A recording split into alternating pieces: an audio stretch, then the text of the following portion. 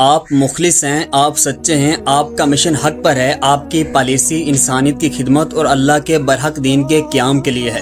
مگر اس کا یہ مطلب ہرگز نہیں ہے کہ لوگ آپ کا ساتھ ضرور دیں گے، کیونکہ اس معاشرے میں حق کو قبول کرنے کا معیار ہی کچھ اور بن چکا ہے۔ ہم جس خطے میں رہتے ہیں وہاں کے تعلیمی ادارے، چاہے وہ سکولز ہوں، کالجز یا یونیورسٹیز، اکثر صرف ڈگریاں بانٹنے کے مراکز بن چکے ہیں، اور مدارس، ان میں بھی جو کچھ پڑھایا جاتا ہے وہ اکثر دور حاضر کے تقاضوں اور دین کے اثر روح سے ہٹ کر ہوتا ہے۔ اصل المیہ تو یہ ہے کہ ہمارا فکری معیار اس نہج پر پہنچ چکا ہے کہ جہاں لوگوں کے لیے یہ بات قابل فخر ہے کہ ان کی نظریات کسی مغربی فلسفی سے میل کھاتے ہوں، مگر قرآن کی آیت یا رسول اللہ صلی اللہ علیہ وآلہ وسلم کی حدیث ان کے لیے محض ایک اختیاری آپشن بن چکی ہے۔ رسول اللہ صلی اللہ علیہ وآلہ وسلم نے فرمایا، میرے فرمان کا وزن کسی بھی فرد، جماعت یا تنظیم کے فیصلے پر بھاری ہے، لیکن آج اگر کوئی جماعت یا سیاسی پارٹی اللہ کی شریعت کے خلاف کوئی فیصلہ دے دے تو لوگوں کے ہاں اس پارٹی کا فیصلہ زیادہ معتبر سمجھا جاتا ہے۔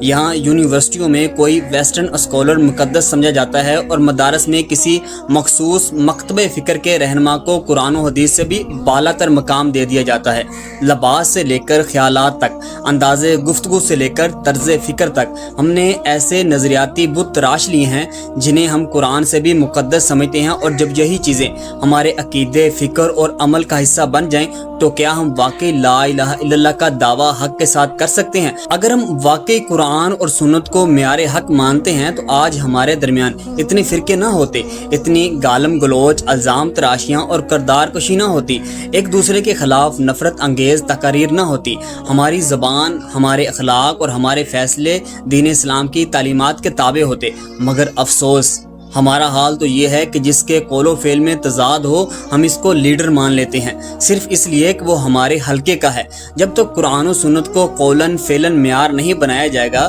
جب تک ہم حق کو حق مان کر اس کی پیروی نہیں کریں گے، تب تک ہم صرف دعوے ہی کرتے رہیں گے، حق کا علم بلند نہیں کر سکیں گے۔ ہم سب کو سوچنے، اپنا محاسبہ کرنے، قرآن و سنت کو حقیقی رہنمائی کا ذریعہ بنانے کی ضرورت ہے، نہ کہ اپنی پسندیدہ جماعت، شخصیت یا مکتبہ کو دین سے بلند مقام دینے کی۔